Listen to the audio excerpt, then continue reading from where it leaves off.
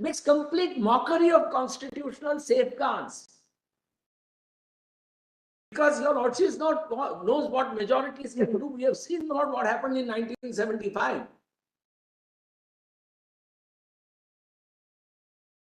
So Lord, this is the check, and that's why Lord, constitutionalism, your lordship's Lord, duty to Lord the constitution, to Lord ensure that it is upheld by the executive and parliament in letter and spirit. If they don't do it in letter and spirit, this court will strike it down and must. So Lord, these words, Lord, I now see answers, Lord, to the reference which was sent by the Honorable President. We would accordingly answer. Beribari was decided at a time when explanation 1 and explanation 2 were not on the constitutional. They came as a consequence. Your lordship said they came as a consequence of Beribari. Correct. To take into account what the court held, that the state would not include a union territory. Correct. So now really that issue will not survive, because the whole basis was that state will not include a union territory, and therefore you couldn't see that territory in exercise of the lawmaking power under Article 3. You had to amend the constitution. That's what there are two submissions on this. One, that treaty to be interpreted in the light of what constitution provides in respect of that treaty. And two, that if you want to now touch that treaty, you cannot do it by a legislative act. You have to do it in exercise of a constituent power.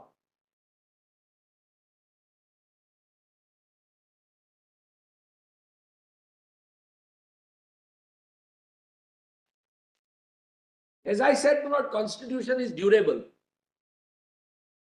But if it served the need of the hour on that day, doesn't mean that that need must be wished away because you have a majority need.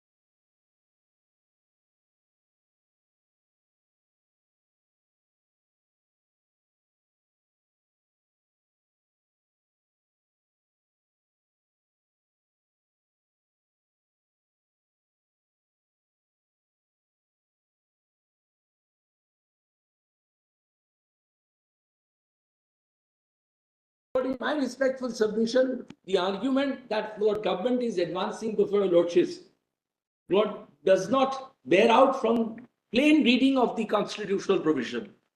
Now see Lord chapter 21, the title, temporary, transitional and special provisions.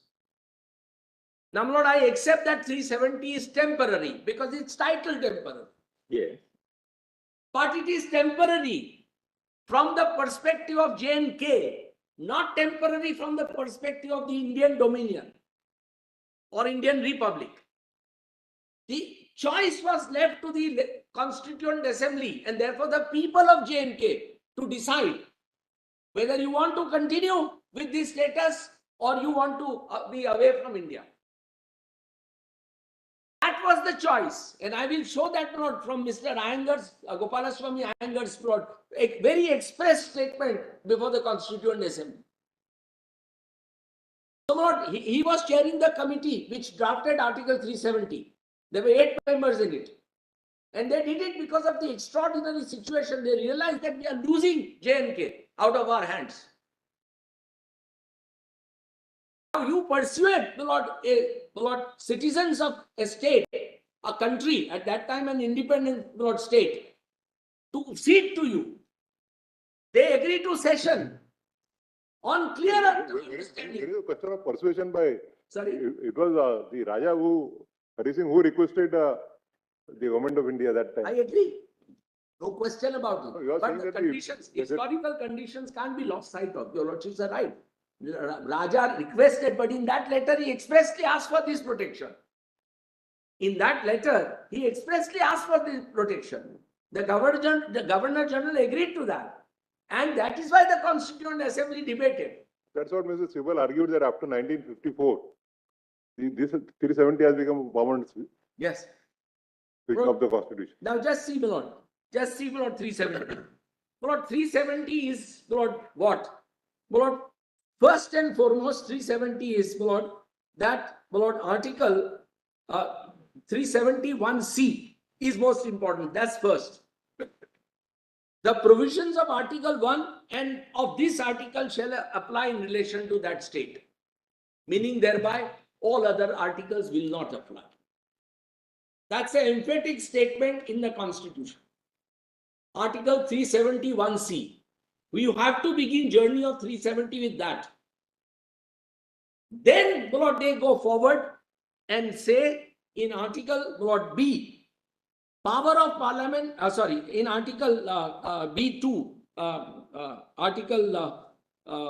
just a second, in Article, Lord, after that in D, such other provisions of this Constitution shall apply in relation to that state, subject to such exceptions and modifications as the President may by order specify. So, Lord, only Article 1 and Article 370 were expressly applied. All other articles were to be applied by the President, subject to this exercise of power under D, and read with the proviso. Provided no such order which relates to matters specified in instrument of accession shall be issued except in consultation. So if it is part of instrument of accession, in consultation. If it is outside the instrument of accession, concurrence of the state government. Now, state government here must be understood in the context of democracy. It cannot be understood in the context of 356 and governor exercising omnipotent powers. That's why it is not very important for your lordships to read this in letter and spirit. So, the constitutional provisions are now added by 1C and 1D. The legislative powers are added by 371A. 1A and specifically B. The power of Parliament to make laws shall be limited. Please see the words. Shall be limited, mandatory, to those matters in Union list and the concurrent list, which in consultation with Government of State are declared by President to correspond to matters specified in instrument of accession, governing accession of state to the dominion of India as matters with respect to which dominion legislature may make laws for that. And two, such other matters in the said list as with the concurrence of Government of State, President may by order specify. Why is it temporary? Please see subarticle 2. Please see subarticle 2.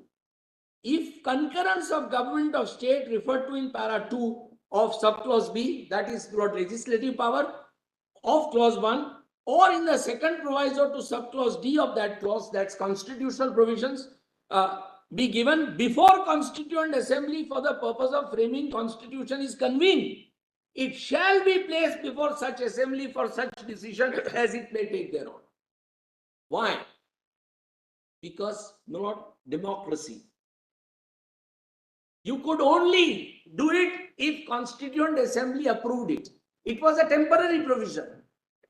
So the new Constituent Assembly is being now convened, and soon it may mean in the meanwhile, President may exercise powers in consultation with the state government under 1B or 1C or 1D. They said, yes, they can. But you place them before Constituent Assembly for a post facto approval. So it was never intended to be permanent. It is a temporary provision. And the entire burden or entire onus or entire responsibility or entire power decision to make the applicability was left to the Constituent Assembly. This can't be wished away. This is a constitutional provision. President can't exercise powers like this and say 370 is now OTOs or it stands repealed or it stands withdrawn. Now in that context, please see Article 3, sub-article 3. Notwithstanding anything in the foregoing provisions of this article, the President may, by public notification, declare that this article shall cease to be operative.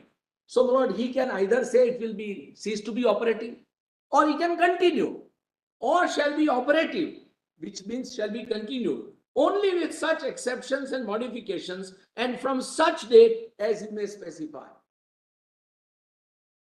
So, the power is both for President to continue or President to discontinue.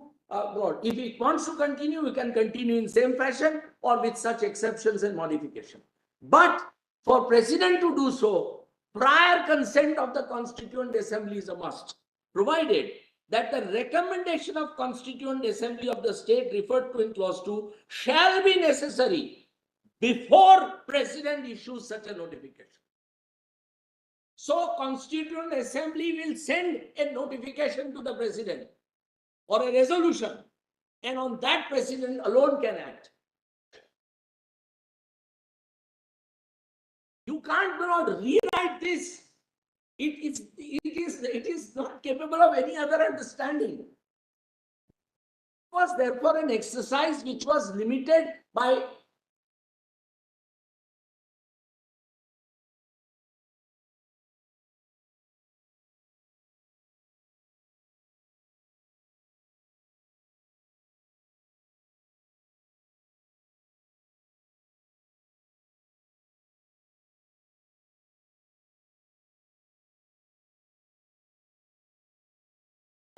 an exercise which brought a temporary provision, but temporary in terms of the objects, temporary in terms of the actions to be taken, not by efflux of time. But time becomes important because the life of Constituent Assembly was only till 1957. Now, Constituent Assembly, as your lordships have been told, went into it in Kashmir. They said, we want to be part of India. We want Constitution of India to apply to us. We want Article 370 to continue. President accepted that and issued CO in 1954. End of the matter. Where does he then have power to re-exercise that rule? It will be travesty of justice if it is now today contended by Government of India responsibly before this court that no, it has happened, but now Governor can send in and we can act on it. That will be virtually destroying this very express provision. And I respectfully submit that it is impossible to accede to that interpretation. It was a one-time exercise. It was not intended to be exercised again and again. Even Constituent Assembly was not given power to do it again and again. Supposing they passed a resolution later saying now we don't want to get out of India and 370 should not apply to us. Was it permissible? In my respectful submission, no. So your lordships will have to look at it either way. That's why the word temporary is very meaningful as the heading of the article. So I respectfully submit that this article has lived its life, has achieved its purpose. Now 371 survives because tomorrow a constitution is amended and new article is inserted. which we would like to apply to Jammu and Kashmir also. President then seeks the government's view and then extends the article. So to that limited extent, perhaps this Article 371 may be necessary. But 373 is very clear that applicability of Constitution of India per se was only in terms of Article 373. And once they decide that, then no, it is untouchable. It cannot be revisited. President became functus officio in 1954 so far as 373 is concerned. And your lordships have expressly accepted this position. Lord, in Premnath and Sampath Kumar, both your lordships have accepted this interpretation. I'll make it good to your lordships. Expressly, your lordships have said that. And that is the view. Now just turn to the view of Gopalaswamy Iyengar. As your lordships would recall, Gopalaswamy Iyengar was the Diwan or Prime Minister of Jammu and Kashmir for many years. He was later Defense Minister in post-independent India and one of the most respected Indians at that point of time. He was heading this. Now just see his page, PDF page.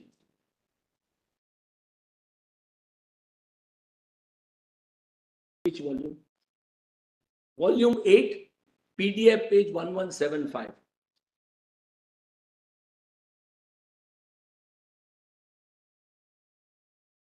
Documents.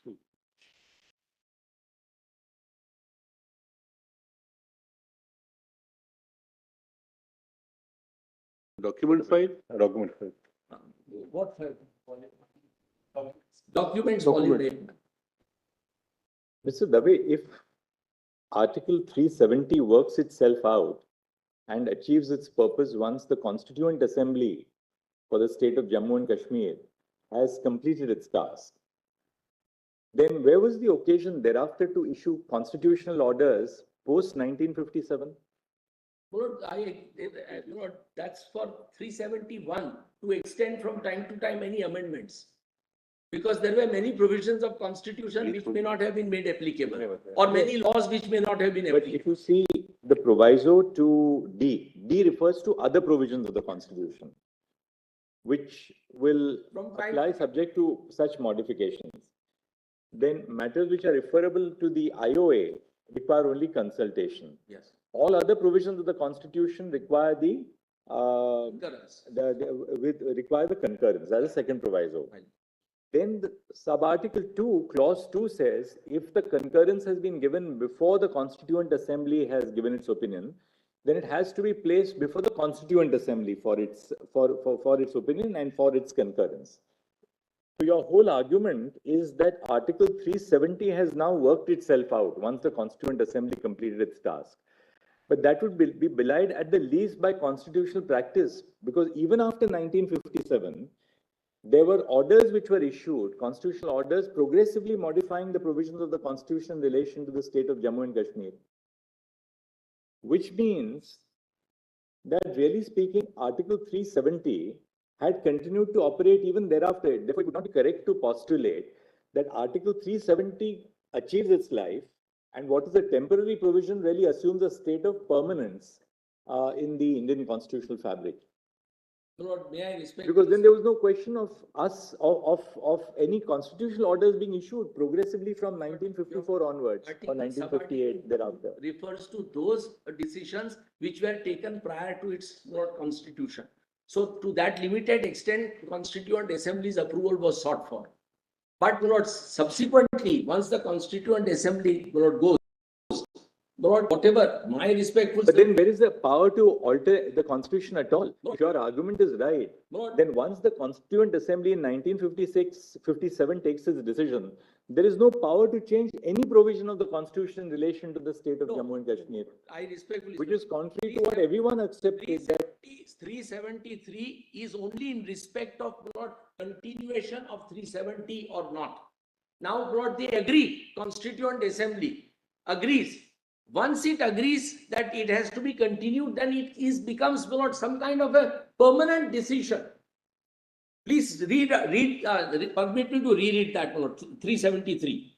Notwithstanding anything in the foregoing provisions of this article, the President may, by public notification, declare that this article shall cease to be operative or shall be operative only with such exceptions or modifications from such date as he may specify, provided that recommendation of Constituent Assembly of State in clause D shall be necessary before President issues such a notification. So, my lord, idea is that you have to decide as a Constituent Assembly whether you want this relationship to continue or not. So, my lord, they took that decision. No, what I was trying to refer to is this. Clause 2 of Article 370 refers to a decision. It uses the expression decision. The proviso to Clause 3 uses the expression recommendation.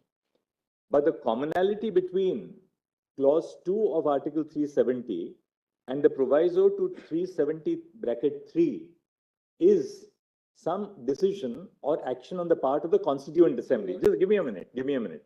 Both require some action on the part of the Constituent Assembly. Clause 2 requires a decision and the proviso to Clause 3 requires the recommendation. Now, according to you, once the Constituent Assembly completed its task in 1957, there was no question thereafter of invoking the proviso to Clause 3, because then it's worked itself out and the substantive part of Clause 3 and Article 370 becomes a permanent feature of the Constitution. That's the submission. It's a submission worthy of consideration. Absolutely, we have to deal with the submission. I'm just trying to explore that submission. There is one internal inconsistency in accepting that submission, because if that submission is right, qua the proviso to Clause 3, then the consequence would be that once the Constituent Assembly completed its task in 1957, there could be no amendment to the Constitution at all under Clause 2 of Article 370, which is belied not merely by constitutional practice, but the acceptance by both the state of Jammu and Kashmir and the government of India that amendments were being made to the Constitution even after 1957 and until the disputed amendment of 2019. Just see sub-article 2. Yes. If the concurrence of government of state referred to in para 2 of subclause B of clause 1 or second proviso to subclause D of that clause be given before the Constituent Assembly is convened, it's purely limited. It shall be placed before the Constitution. Before. So, Lord, this is temporary within temporary. It is in respect of a situation where what the Constitution now, a state has just come in, India is now become a republic, what Constituent Assembly is going to be convened soon, and if some decisions are taken to protect them, that government may do anything it wants to, state government. It may give its concurrence and its consultation, but it should be very clear whether people want it. So they said, if you have done it before, then place it before the Constitution. But then would the power of the state government to grant its concurrence under the second proviso to Clause D continue to operate once the Constituent Assembly completed its task in 1957? What has happened is that government also has said in their affidavit, and or would that power be exhausted once the Constituent? All provisions of the Constitution. They have applied all provisions of Constitution by 1954. So, really speaking, there is nothing left to be done. It is fully in operation now. 370 is fully in operation. But then that is exactly. We are talking about. You're right, absolutely, logically. But then why? How do we explain the fact that there were subsequent amendments to the Constitution by the Constituent Orders? What? Because, you know, the provisos to Clause D refer to state government. Clause 2 refers to the Constituent Assembly, and Clause 2 says if the consent of the government was taken before the Constituent Assembly was formed, you have to place it before the Constituent Assembly. But a wrong practice cannot result in rewriting we're talking of provision. We're talking of a practice over what? Over 46 plus 18, 64 years. 64 years, after 64 years you can repeal it. But with great respect, the same argument, it means that 373 can't be repealed, then you continue with the practice. It's nobody's case. That's completely It's out. not- it's- But otherwise, you will have to say, But it is not you will petitioner's have to case say that that no longer amendments of constitution can apply. That's not petitioner's case. Question is, what is it that was not supposed to have been agreed, a promise? if the power under the proviso to clause 3 has exhausted itself, then equally the power under the 2 provisos to clause D has also exhausted itself. For a moment, In which case, how do we explain the exercise of that power for 64 years? looking at 373 independently of 371. 372 has no application now. It lived its purpose. Because by its language, it says that if any decision was consultation or concurrence was given before we came into existence, you please come back to us and our decision will be final. That's ended now. So 372 is dead. That's how they wanted it, constitutional framers. 371 survived. Life to it. Likewise, 373 was also given in a limited sense, and we can't give now life to it. 371 would survive for the purpose of continuing. Your lordships are right. I am not for a moment suggesting conceding on that position. But if it has continued as a practice, there is nothing wrong about continuing that practice. That means that Article 370 is alive to the extent of Sub-Article 1. No difficulty about it. Question is, can you repeal it? Can you withdraw it? Do you have power under 3? But if 370 bracket 1 continues, it will be very difficult to say that 370 bracket 3 ceases to exist. The modality for exercise of the power under 370 bracket 3 is a different issue, which both Mr. Sibal and Mr. Subramaniam and Dr. Dhawan have addressed themselves to. But it would be, because there has to be a logical consistency between how you interpret clause 2 and its impact on clause 1 and the proviso to clause 3. It has to be in tandem. Either everything remains together or everything perishes together. Then let everything perish together. But if it did perish, what about the fact that it was applied from 1958 to 2018? Power, and there's no power to any of the CEOs. What is our submission? My submission is that if you wanted to do it, you do it by constitutional amendment. You have no power. This is a relationship which has been continued for a long time, since 1947. And 371, therefore, continues, your lordships are right, that time and again, Government of India, President has exercised powers and applied various provisions of laws and constitution from time to time. That's how they wanted it. That's how they wanted it. But it's one thing to continue 371 and it's another to repeal 373. That's the difficulty. Nobody is not saying that the presidential orders extending constitution are wrong or presidential order applying various laws are wrong. People of Jammu and Kashmir want Constitution of India. They want the laws to be applied. So that position, there is nothing wrong about it. But if you repeal it, then that limited power of the state to say that certain laws should be applied in certain manner, that special status, that's You got the point. limited. We'll move on. Now just see Just 1 minute.